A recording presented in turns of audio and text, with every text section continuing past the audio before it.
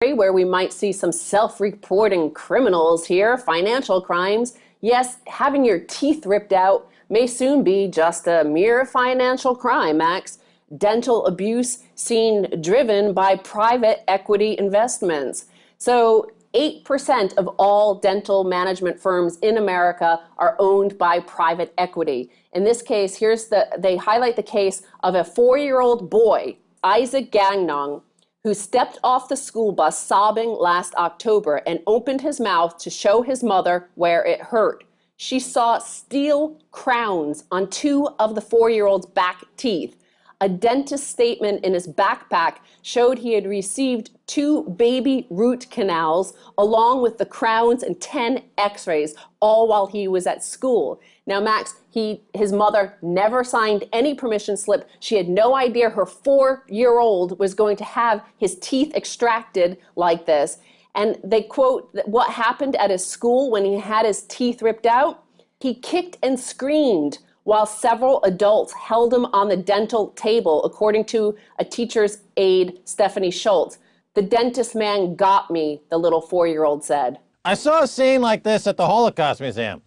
And this is what we're talking about. Private equity group would take Auschwitz public if they had the opportunity to do so. These are again, Jamie Dimon or private equity groups. They'll be happily rip teeth out of 4-year-olds to make a quick buck.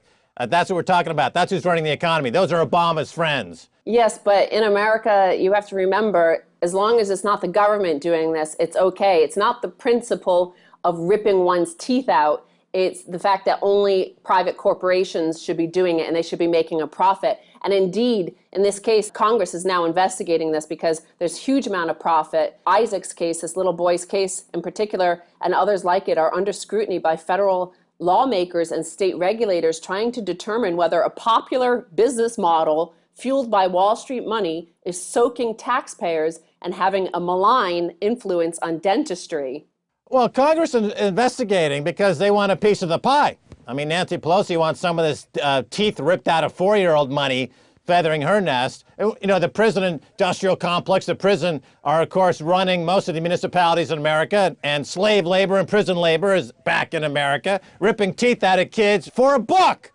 For Jamie's bonus. These are Jamie's kids. Forget about Jerry's kids. At the end of the summer, he does a telethon. Let's raise money for Jerry's kids. There should be Jamie's kids. At the end of the summer, you line up 10,000 4-year-olds to rip their teeth out for Jamie and his shareholders. Congratulations, Jamie.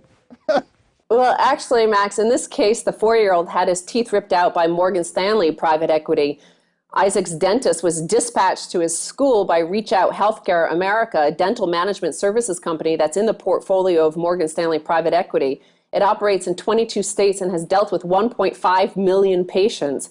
Management companies are at the center of a U.S. Senate inquiry and audits, investigations, and civil actions in 6 states over allegations of unnecessary procedures, low-quality treatment, and the unlicensed practice of dentistry. So I don't know who they have actually ripping out these little kids' teeth, but it also reminds me, Max, of early America, as they used to do that to Irish people. You know, they would rip out their teeth and sell it, or some Irish people would do it just for money. You know, they used them for dentures, I guess. Well, if you go to Los Angeles, down in the parking lot in the Skid Row, people are knocking their teeth out and selling it in exchange for crack.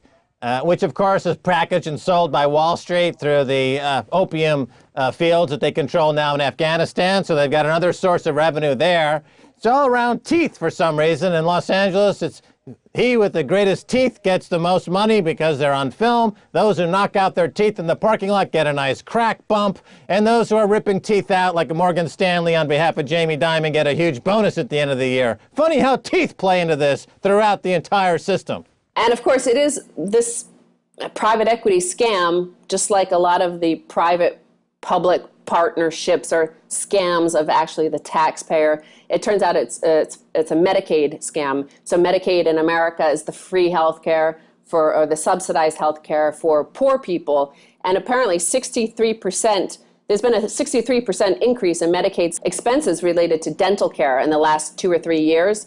And 90% of Medicaid claims for orthodontic braces were found to be invalid because they weren't medically needed. 90%, Max.